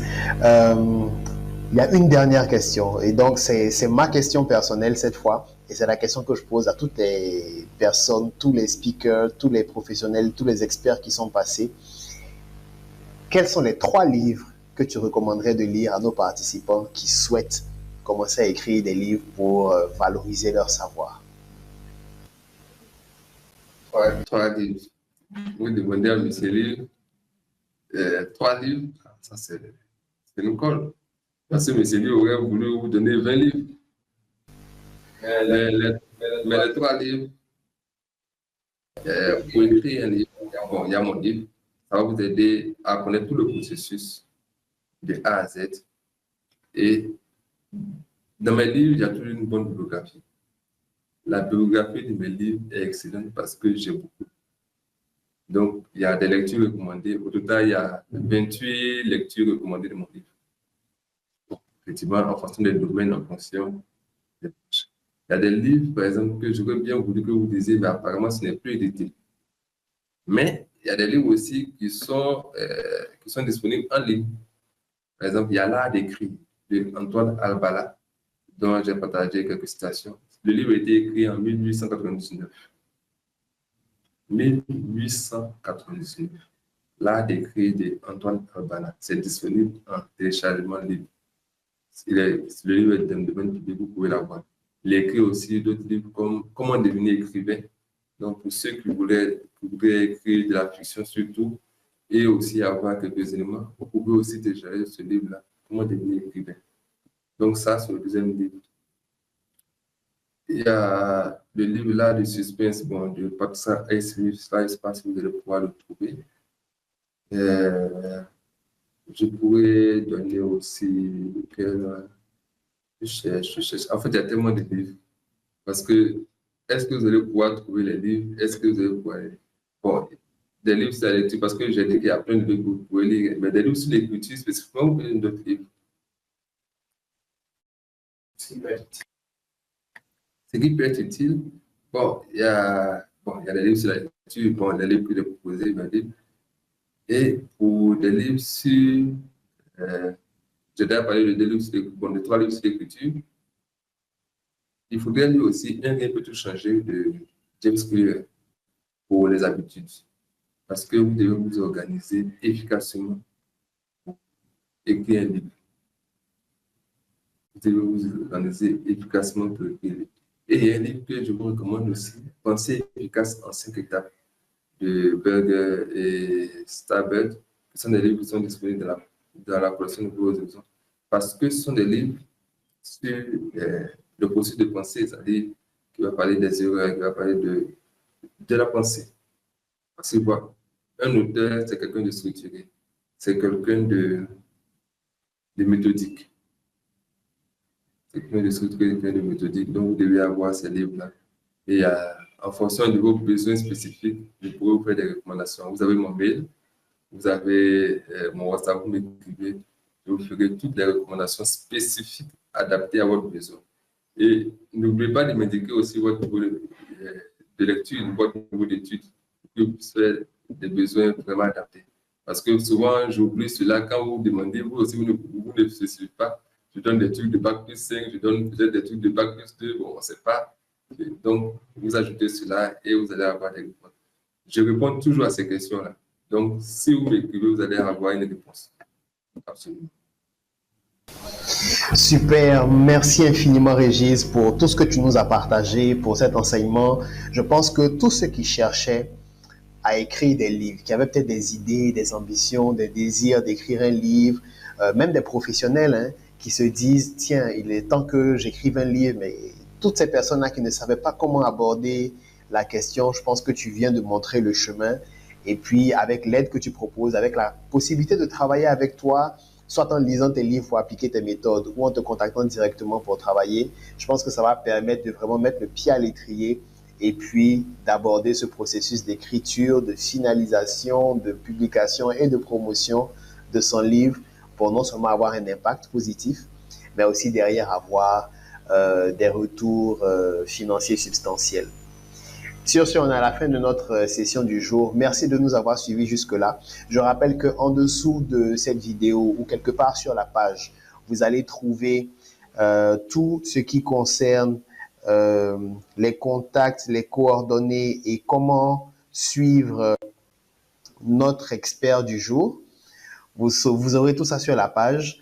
Et bien sûr, vous aurez aussi des liens si vous voulez commander ces livres. Vous pourrez voir avec l'équipe qui est mise en place ou les plateformes sur lesquelles c'est disponible comment faire pour récupérer votre exemplaire du livre. Sur ce, je vous dis à très bientôt. Merci d'avoir été là et puis rendez-vous dans la prochaine session de ce sommet rentable. Ciao.